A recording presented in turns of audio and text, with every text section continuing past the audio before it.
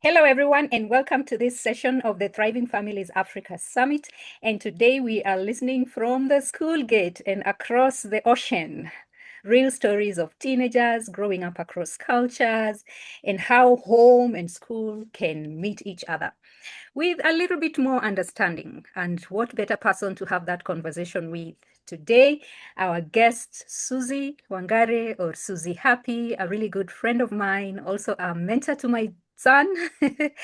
And she brings a front row view of what people carry, what parents often wonder about, and the small little moments that make a really big difference. So let's dive into this conversation on raising teens across cultures, stories from the school gate. Welcome, Suzie. Tell us who you are and what you do. Thank you so much, Dr. Chukua. And you're right, I've known you for some time now. But in way of introduction, I am Suzie. I am a teen mentor. I am a parent coach. And my title in terms of my career is assistant principal. I teach in East London in a secondary school where I am in charge of behavior, attendance, and safeguarding. So anything that is to do with pastoral and the character of the child that is non-academic, that's what I'm in charge of. I also I'm a big community lover, so to speak. So I'm very, very excited about this because this is about community. And part of what I do for the community in the UK is that I coordinate Swahili lessons for children across the UK under an umbrella that is called KCCC. So they've given me that privilege, and it's always good to see young people when they're engaging with their culture, their tradition. And then on top of that, I'm an auntie, a sister, a friend. All Friend. these things are Yeah. me. Yeah. And an avid traveler. Yeah,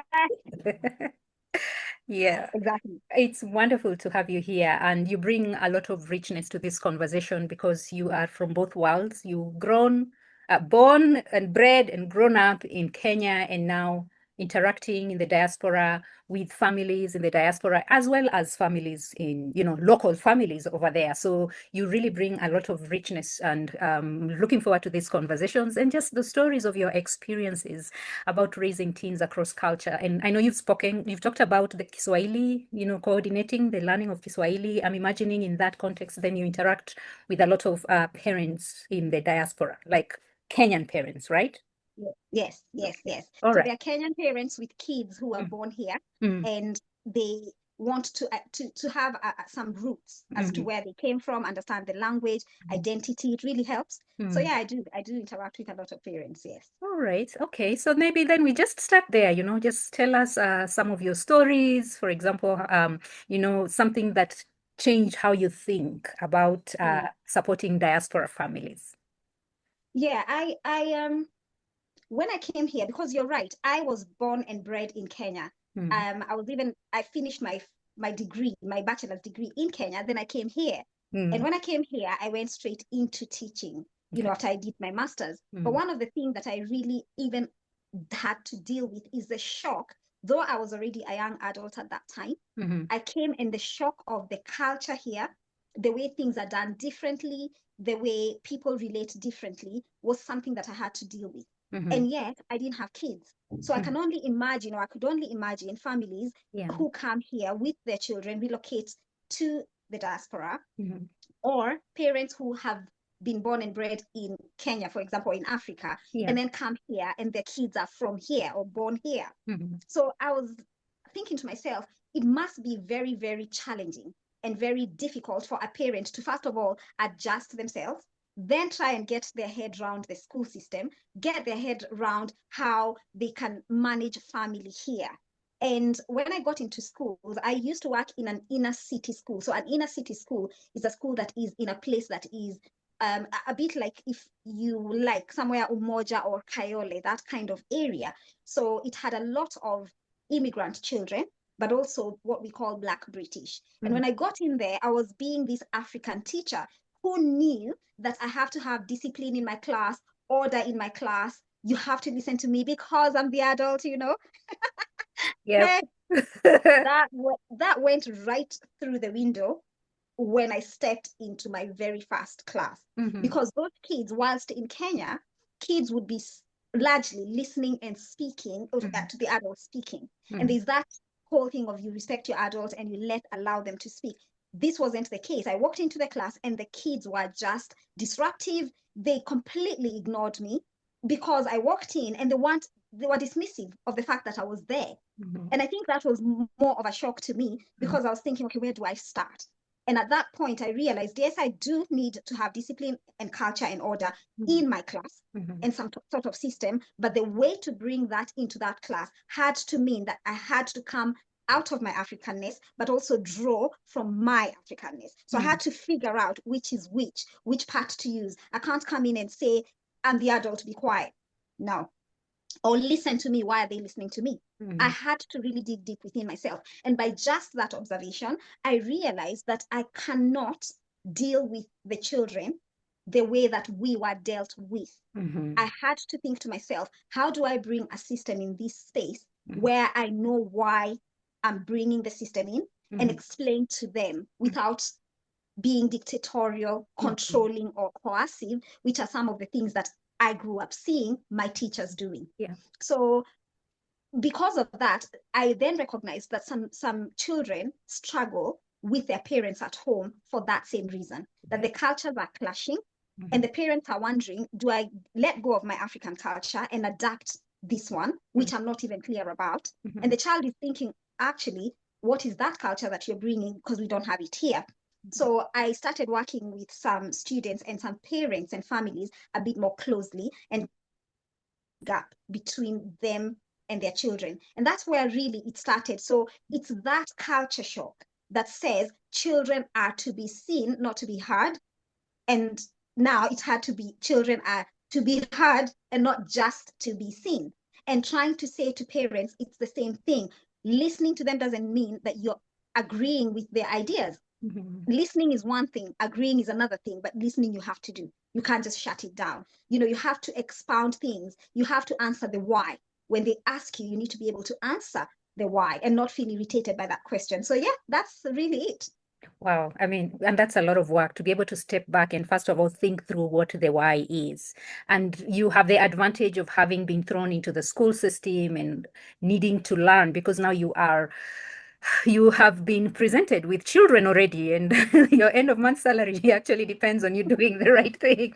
But just tell us, a story about maybe how you were able to support a parent to be able to fill that gap. In a very practical way, because there are many parents who are watching from the diaspora, and that is a huge, huge issue for them.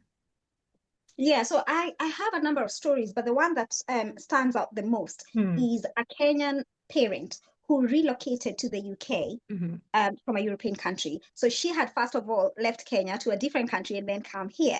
Okay. And the son was at school going age. And she was struggling with the boy's behavior. In school, he never used to go to school. He would refuse to go to school. When he went to school, he wasn't really engaging in the system. It reached a point where the boy was referred by the school to social services, which means that they're questioning what's happening within the family. And they're wondering, are you, as a parent, parenting the way you're supposed to? Because what we are seeing in this boy is of concern. But she was already concerned as a mom. So she accepted the support because, that social services support is not a negative really, but it puts a spotlight on you and you start questioning yourself, am I even doing the right thing? So this mom used to ask me these questions. And what I did is I went to speak to the son and I started just having a chat. Hi, how are you? What do you like doing? I'd have phone calls with the son because that parent wasn't my student or the parent of a student of mine, but more of a mentorship. But the boy was a student elsewhere. And I'd have conversations with him, just normal conversations, trying to figure out what does he like, who's he, what does he like about life in general. So we'd have, a few conversations. But with the mom, I said to the mom, one of the things I said to the mom is, you need to stop and listen and not try to force things to happen. Sometimes when a child is a teenager, they really have their own mind and they're developing their own independence. So they can be very stubborn when they believe that what they're doing is right. But I said to her, try and see why is it that your child doesn't want to go to school? Could it be because he's not settled here? Could it be because there's a bullying issue somewhere? Is it just he just feels out of place in that school? Because it could be anything. Mind you, this boy was very good to the mom. In the house, the boy was fine. It's school that was the problem. So I said, let's, have a look at it holistically without having to blame the child, but be there. And then the second thing I said to her is, whenever it is that you feel that you are getting worked up, you're getting irritated, you feel like you have to make your point, breathe in, breathe out. Remember, they're younger than you. They have time in the world, not too much that they're thinking about. They're there to argue with you anyway.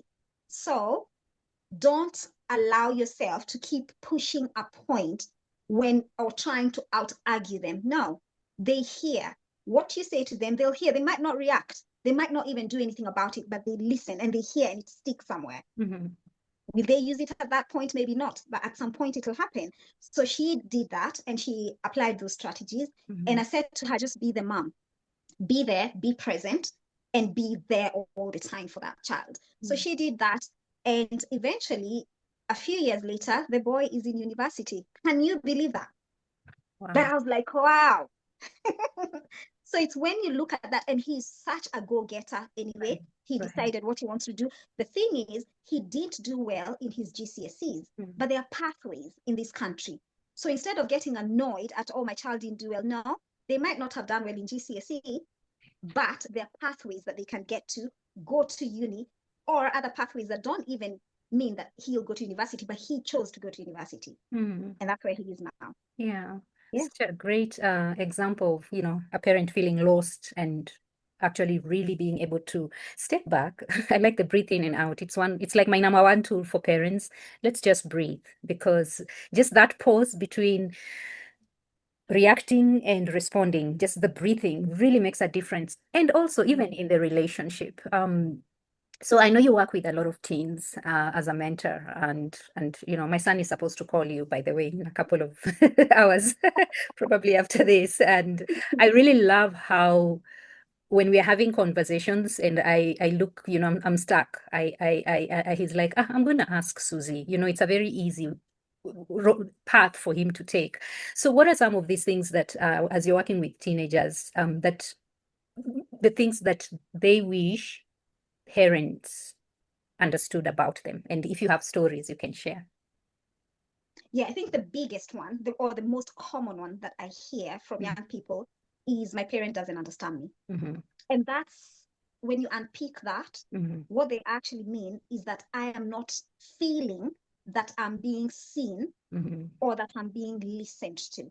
So that thing of not being understood by a parent is more of listening actively and intentionally, being present actively and intentionally, trying to hear them without looking to give them solutions, being there because you just want to be with them. The biggest gap I find in young people is that belonging. They want to know that they belong. Just because they're in your house doesn't mean that they feel that they belong in that house. Remember, a child is evolving over time. When they're babies, when they're children, young children, and then when they're teenagers and then young adults, they need to feel that they belong in every phase that they are going through. So they might feel that security when they're younger, but when they become teenagers and they're pushing your boundaries and they're trying to grow and expand themselves in how they want to explore and to decide who they are and pathways to take in their lives, they don't want you to be suddenly you're the policeman, you're the solution giver. They still want you to be the parent, and they still want your time. They just don't say it. And so that's what I would define I don't feel like my parents understand me to be. Now, I think about a lot of students who I have come to deal with. And there's a time I had a student in the school I was teaching in, my former school. And this girl was an extrovert, the kind of person who's very popular, very clever, very popular in her friendship groups among her peers. This kind of leader who's loud and likes expressing themselves, but very bright, but at the same time was struggling with some of the spaces that she found herself in. So in some of her lessons, she was the only child who was an immigrant or an ethnic minority, so to speak. And she used to struggle with that quietly, because she used to think, well, why am I the only one here? Yet she knew there are other students who are also clever. So sometimes she would act up so that you try and put her to a lower level, a lower class. Okay. But one of the things I noticed, so I had a team that was working with me, and I assigned, so I was head of year, the whole year group of 180. So I had a team, and there was a mentor, a specific mentor who was so good with such kind of, insecurities. So I said to her, work with this girl, find out what's going on, because I was the authority figure in her life as head of year, but the mentor was a lesser threat to her. So I did that, and she would update me. The mentor would update me. And one time I said to the girl, what would you like to do? What is it that you're looking to do after you finish, your GCSEs in year 11? And she says, I want to go to college. I want to go to sixth form, but I don't know whether I want to go to university. But if I tell my mom I'm not going to university, she won't understand me.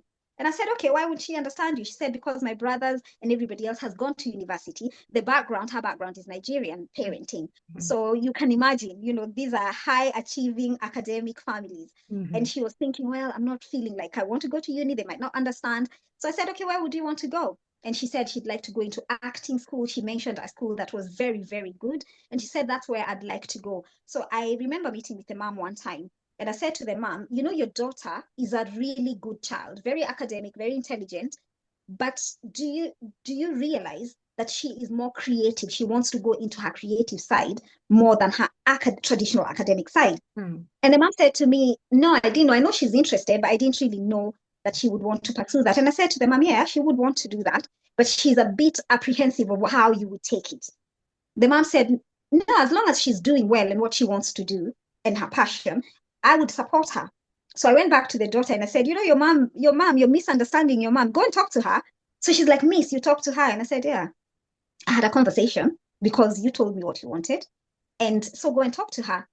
Now she's doing so well. She's in the film industry, and the mom is proud of her, really proud of her. I remember she won an award, and the mom's statement or speech after that was that of pride because she did well. Did she go the traditional way? No. But I think coming back to my previous point, that's what's needed. Listen, understand, negotiate, but allow them to carve their own path because you carved yours too. Wow. You carved yours too, right? You made the decision to be where you are. You carved your path. Amazing. And it's not an easy thing to listen, to understand. So how do you help parents to just get to that point, to just bridge that gap? There's one thing I tell parents is that you're a parent, which means you're a guardian of this child for a certain duration of time. They're not yours to keep. They're not yours to control. They're not yours to mold to becoming your mini self. That's not what they're there for. Your child is there entrusted in your hands so you can guide them in a way that will make them flourish. So you have to step out of I am the be it and all for this child. You need to understand that you're a teacher. In fact, the other thing I say to parents is they're the first teacher. So they can't ignore teaching itself. And teaching comes with strategy. We just don't wake up in the morning and I go to class and I have no clue what I'm doing. My students would fail. They'd read me like a book and they'd be like, what are you doing? In the same way as a parent, you were given this child, but you weren't equipped with all the strategies. You learn as you go. So allow yourself to learn as you go. And therefore, you need to seek advice. One of the things I tell parents is if you don't have a teacher or an educator or somebody who understands education, psychology, and all these things about young people, if you don't have that person, find them because they already have gone to school and that's what they do for their day-to-day. And they need to teach you some of those strategies so you can use them at home. Remember, a lot of parents, I say to them, where did you learn how to parent? Most of them learned it from their parents or from their society. Right. So they did learn what is supposed to be there for that specific generation. So what I learned from my parent, I could parent the same if I was my parents' age, but my child isn't. So like your son, he's Gen Z. So there's no way you're going to parent him in the same way that you are parented because you're not of that generation. So it's, it's a matter of understanding who you are, and being so secure that as a parent you don't hold tight. You seek for support, you listen to podcasts, you go to webinars, you pay. You actually need to pay to get some of this information. You need to be intentional about it, And I was thinking about, I did a video about when I looked at how the late Raila Odinga was with the daughter, and you could see the intention behind that. And when you see that, it's because you have to work hard and do that. It's not just something that drops on you. So I'm very candid with parents. I'm very open. But the other thing I do is I tell the young people, their children, and I say, look, your parent is not you. They didn't grow up like you. And so you also have to bridge the gap with the young people and then let them understand that their parent is doing it with the right intention and the right motive. But they need to understand that you can't always get what you want. There's delayed gratification. Listen to your parent as well. So it's about bridging the two. And then being an advocate for both sides. Yeah, it's a tough place to be. And for us who are from the other generation, learning to be the advocate for this other generation. Sometimes in my experience, I find that parents sometimes will feel like you are betraying them because they brought their child to you for some of them so that you can talk to them and convince them of this agenda that they have. And one of the toughest things in our work is being able to step back and draw from this person and draw from this person. The way you're saying, being able to explain to a teenager, your parent is actually doing the best that they can with the skills that they have. And even in all this confusion, they're coming from somewhere, and then being able to be the advocate also for the child, for the parent, and saying, you know what, different generation and all that. But I think these are very important conversations. And I like what you have said. You need strategy. You need to connect with people who have really just taken time to understand the mind of the teenager, the mind of the child, and also the mind of the parent as well, the teachers and the psychologists. And I'm just wondering, any other stories that you have seen have worked in your work? Just give us the spiel, because for me this summit is really about people telling us real stories about what's working. So go for it. So let me tell you about this. So when I started teaching, when I was head of year, and in the school I was in, there were some groups of immigrant children or children of immigrant parents who were absolutely problematic. I'm telling you. When I became the head of year, they would do all sorts of things, including, breaking toilet seats, setting off the fire alarm for the sake of it. They were just not focused. Wow. They weren't focused. They were not bothered. And I was like, wow. I mean, I've been given these 180 kids with these groups that are, and you have to think, exactly. And you have to think, okay, how am I going to bring cohesion to this year group? Because they're like a family. The whole of that year group are like a family. So how are you going to put all these things together? And I remember one of the groups that had the biggest challenge were from the Somali background. But the kids were fantastic in terms of boldness, the audacity to do things. They were just doing it the wrong way, but they were very, very in your face.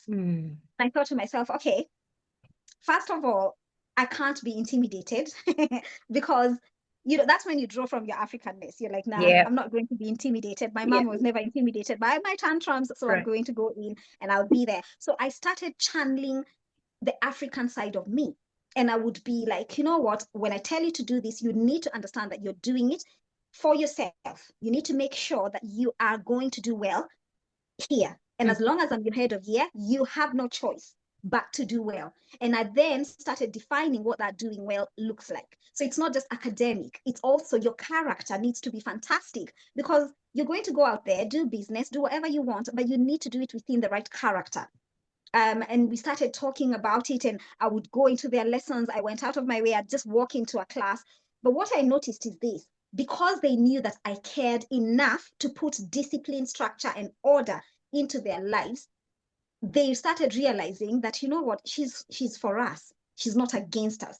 So even when I was punishing them, they would still be like, you know what, actually it makes sense because I've done the wrong thing. I deserve to have a detention. But I started looking at, what do these punishments look like?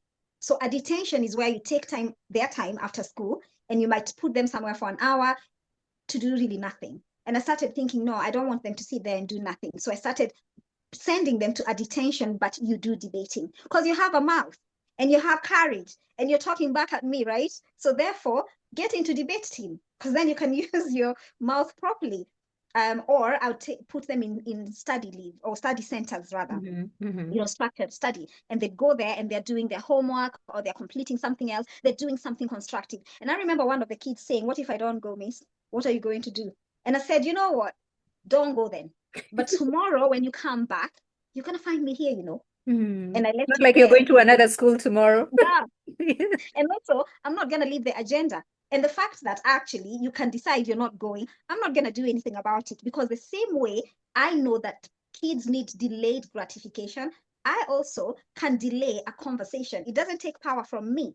I don't have to punish you and insist on you doing the punishment the same day. Now, if I can't bring you back, go home. Overnight, think about it, find me here, but the agenda is still here. So you come back to me and you still do the detention. So then she went because she was like, yeah, this one I think is still gonna be here. Anyway. There's the African in you, right? Like this one is serious. Yeah.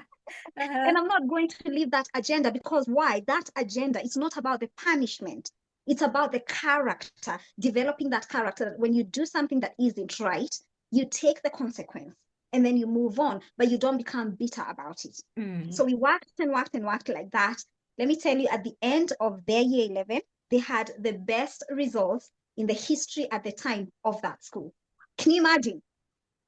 I was like, okay, I was so happy to see them in their prom doing so well. And now they're doing well out here, in different industries. So that's like when you're dealing with a group. But the other story that I have is of a young girl. And this girl, they roll their skirts so high. And one of the things we always say is that, unroll your skirt. If I had £1 for every time I said, tuck your shirt in, unroll your skirt, I'd be very rich. You'd be a billionaire. I would be, So this girl comes, everybody is in lesson, but she is walking by herself. So she draws my attention. So I just said to her, morning, roll your skirt down, tuck your shirt in.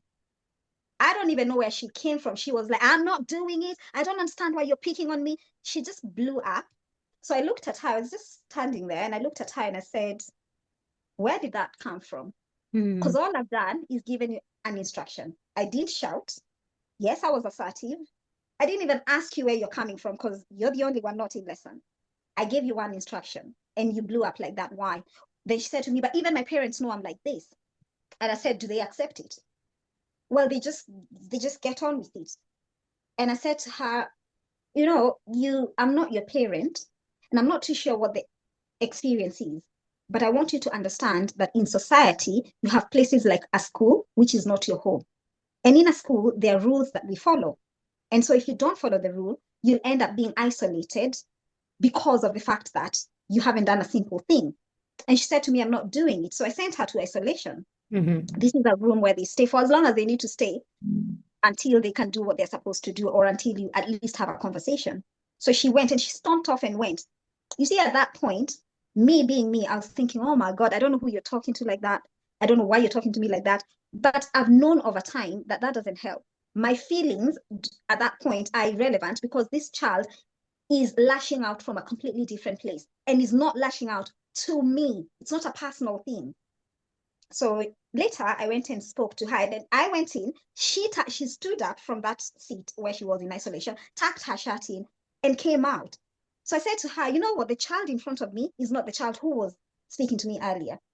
And I said, the child in front of me now is the child that I know you to be. So what's going on? What was happening? She said, Miss, I had a really bad morning and I just couldn't take any other instruction at that point.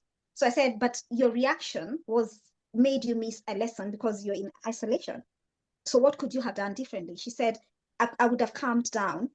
And I said, but how would you have done that? Because I was there in front of you. How would you have done that? And she said, I don't know. So I said to her, all you would have said to me is, Miss, can you give me 2 seconds? You could have just said it to me. Or you could have just stopped, said nothing, and I would have noticed that you're not arguing. And then I would have also stopped and waited for you to do the right thing. So I said, there are ways around that. And she said, yes. So I said, okay, so in future, you're going to get angry. What are you going to do when you get angry? And she said, what you've told me, I'll use some of what you told me. And I said to her, but deeper than that, do you need a mentor? I asked her that. And she said, yes. I didn't expect her to say yes. So I said, okay, from my team, there's so and so, so and so, who do you want to work with? And she pointed out one member of staff. And I said, okay, I'll speak to her. And she has been having those sessions, mentoring sessions. But the difference between where she was and where she is now, we unpicked so much that has been happening to her in general. Imagine if I was just abrupt and punished and not gone deeper. This child would not be getting the support that she's getting now. What I foresee for her is a success. Hands down, she will be successful because the things have been put in place for her. Even if I'm not doing it, I know who to identify who can do that. Yeah. Wow. Just so underlying that is really stepping back. For both stories, that you're saying, is really being able to step back and understand that behavior, when you see behavior, there's something deeper. When you see misbehavior, there's always something deeper. And I really like, that first story where the girl asked you, what will you do? And you were like, when there's delayed gratification, there's also delayed punishment. I think that's something. Just speak a little bit about that because and for parents and teachers as well, because sometimes we want to fix that immediately. So just tell us, just speak into that a little bit. So one of the things I think as adults that we do is we get embarrassed very easily. We take things really personally. We want immediate results when we say something. And we want, like you said, to fix someone immediately. And you're like, no, no, no. I look at myself. My mom, some of the things she told me to do, I was doing them when I was like 25. I completely quote unquote disregarded whatever she was saying for all that time. But did I really disregard my mom's information and advice and guidance? No, I just used it at a different time. So now she looks at me and she's like, hey, this, you mean you're my child, the one I used to tell this and that, and you never used to do this. But she can see. So what we need to realize is what we are saying and guiding them is not for that time. Some of it is for 10 years to come. Some of it is for when they're in a different home, not yours. Because yours, they will push the boundary. They're supposed to. They're your kids. That's where they're safe. So they'll push your boundary, but they should still feel safe. But in someone else's house, they won't do the same because they're listening to you. And I think we need to look broadly and see if my child has done something wrong.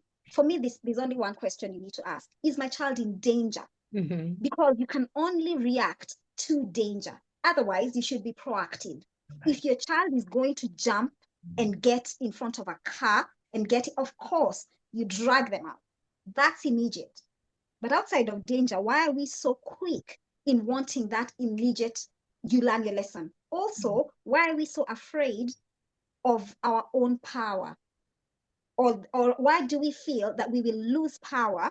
Because at that point, you look like you've lost the battle. Have you really lost it? You haven't. You're still mom, you're still dad, you're still parent. So you go and sleep. Tomorrow we pick up. 3 days later, we pick up. Because it's not about the punishment. It's about the lesson. It's about that feeling that you feel once it's been resolved. That's what you want to get to. Exactly. It's that molding of character that you're after. There's a bigger picture. So don't see right now. You're not losing face. In fact, I have even said to kids before where I'm saying to them, hand over your phone because they're not supposed to have their phone out in school. And a child will say, no, I'm not. And I walk away. Then I come back later, 30 minutes later, and I say, that phone that you refuse to give me, you don't want to be escalating this. You understand? And you have a conversation away from drama, away from everybody else. And you take the phone and then you're both in the right place. So don't feel like you have to have it now. You don't have to. I love that. Away from the drama. Because for us, how we grew up is discipline and drama are chanda na pete.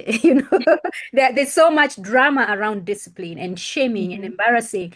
And that's why it's understandable that that's our default. But what you're saying here is we're looking at the bigger picture. And sometimes the things that you will teach, you'll never see the results then, but you will see that something is landing. And I think for me, the encouragement here is let's keep doing the daily work. Let's keep doing the daily work. The other thing that really stands is the question you ask, why are we so afraid of losing our power? Are we really losing our power? Must we force the point in that moment? I think that's something to really just pause and think about. Mm. I don't know if you have any other stories, or can I shift to the next question? Because I those think only one thing I'd like to say, this is not even it is a story because boys, so I used to work in a girls' school Mm. and now I work in a mixed school and boys present differently. Okay. So one time I said something to a boy and I was correcting him and it was just in a lesson. And I said to him, I don't know why I have to wait for this long for you to do this, that, and the other. And I've asked you. And yes, he did. But then what he told me is, Miss, it's not that deep, which means it's not that serious. Hey, I was thinking, who are you talking it to? is deep. Yeah. Yeah. In my mind, it's deep. In his mind, it's not deep. Yeah. So later, sorted it out and everything. And conversation, I cannot overemphasize the power of conversation. So I kept him behind for a couple of minutes and I said, why? I get what you're saying, that it wasn't that deep, but it was deep in terms of let's move on with this. And he said, yeah, but I also don't like being told off in front of people. And there's something that I think we need to really do as especially diaspora parents or ethnic minority parents is to learn how to praise in public and reprimand in private. You don't lose anything by doing that, because when you reprimand in public and shout and you're trying to assert yourself in front of people to your child, the embarrassment they feel is they don't react well to embarrassment, but also you're subduing them in a way that doesn't make sense. And it makes them withdraw within themselves. They can't speak out, they get scared, and those are not the qualities you want to do. And that story of that boy just reminds me that, what, against my own feelings, I need to respect the privacy of this child when I'm correcting them. Yeah. Yeah, and they carry that shame, and it shows up in other places. And one of the psychologists who talks a lot around discipline, he says misbehaving child is a discouraged child.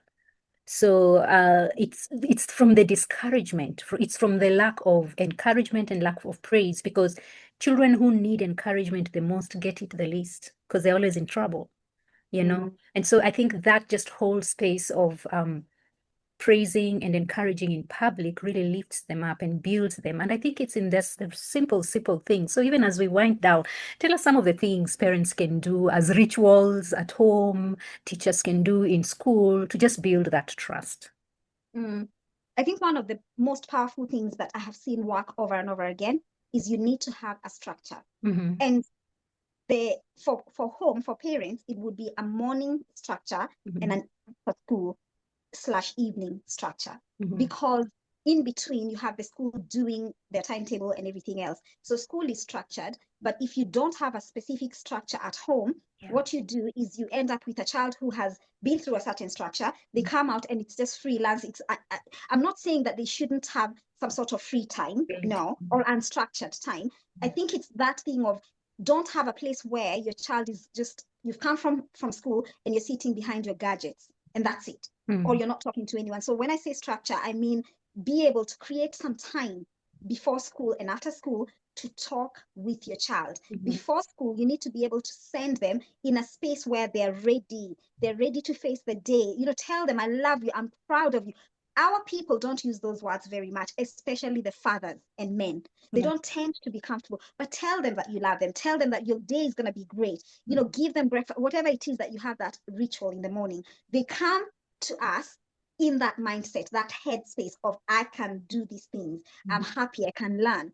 And then after school, let them unwind in whichever way, but also have some time, find out from them, tell me about geography today, and don't leave it there because they won't answer. You need to be able to say, what did you enjoy most about your lessons today? Let them tell you.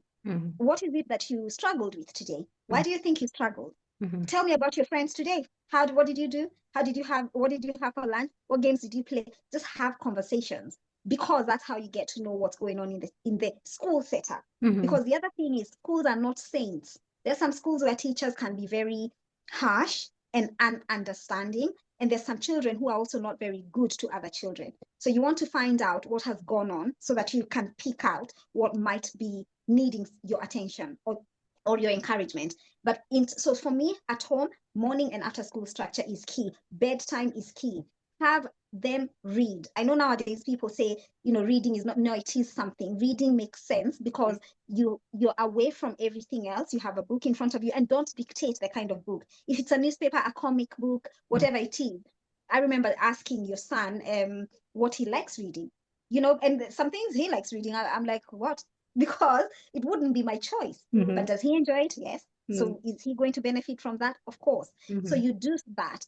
And then you have, where it comes to schools, my biggest thing is train your teachers. Yes, you are trained in university. Yes, you go for in inset, the training that you do outside of school, you go somewhere and get trained, but it's a daily thing. You need to be able to every week be with your staff in those staff meetings, in that staff bulletin, in those conversations. Start looking at de-escalation techniques, how to support children who don't present the way you think they should present. So some children are very courageous, some are introverted, some are just challenging. But how do you deal with those? What about the ones with special education needs that are undiagnosed? What about the ones who are very slow and they irritate you because they're not very quick? Train your staff on how to deal with young people, because in their hands, they have nations. And the leadership that we see today in our nations was molded at a young age by different people. And you want schools to be that way, but also schools need to be less traditional. They need to be able to accommodate what is happening in the current generation. If you have computers, how do you use them? Don't just be dismissive of the fact that social media is not a thing. It is a thing, and it is a good thing. It can be bad, but it's also good. So it's about looking at that and evolving with your students. Be human. I love what I see with the younger teachers on TikTok sometimes, where they're very human. Oh yeah, yeah. It's amazing to Amazing. see that. It really Exactly. is. Yeah. So Yeah. those are the few things I'd say. Yeah. All right. Yeah. And I love the last part, be human.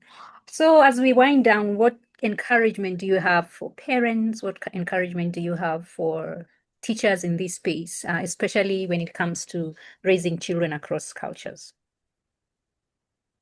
The one thing I would tell parents is that don't be too hard on yourself.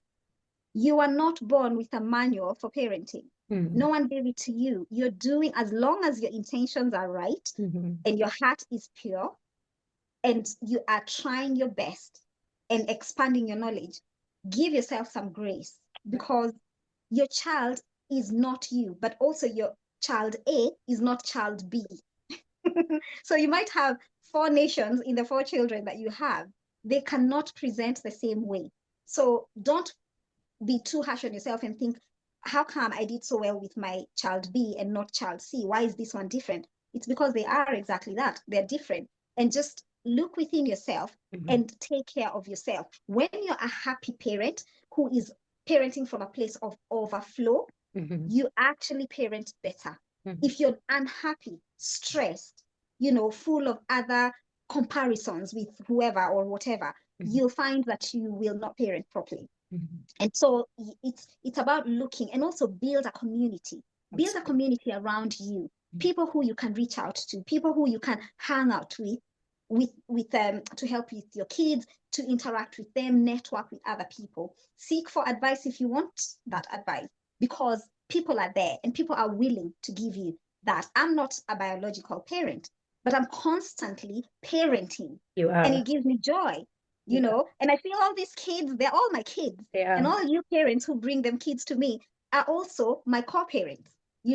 So it's not a one-man job. It's just understand that your role is important and that you are doing well. You just have to keep doing and making yourself better. For teachers, I think it's simple. You need to just remember what you like done to you. Do it for that child. Understand who is in your hands. And also, I always say, parent from what I call the fruit of the spirit: kindness, joy, Gentle. self-control. Right. Teach from that space, because it will go a long way, but also allow the child to be themselves. And let me tell you, as a teacher, kids love us. That's They just the truth. do. That's true. My goodness, they do. They like their teachers, They even the do. teachers who are strict, because kids understand strict and unkind. So farm teacher is not an unkind teacher. No. So just be that person who teaches with the fruit of the spirit. Against that, there's no law, they say. So do it that way. And even for kids, with teenagers, especially because they are my people, I always say, be yourself. Be yourself, because the adults around you need to guide who you are, not to change who you are. Yes. That's a very Those are my powerful parting way. words. Those are very powerful way to end this. That the adults in your space are there to guide you, not to change you or to even fix you. Thank you so much, Suzie, for just helping us journey through the corridors of the school and how the school connects with home and what both teachers and parents. You have a very unique position there because you connect parents, teachers, and the children. And I love the work that you do. I have seen it unfold in my son's life and just how much more confident he grows. And you're right when you say kids love their teachers. There is something, they hold them. There's something they hold special in their heart for their teachers. Thank you so much for being here. And for those who are here and watching, you will find Suzie's details in the summit resources, and you can be able to reach out to her and just connect with the amazing work that she does. Thank you very much, Suzie. Thank you.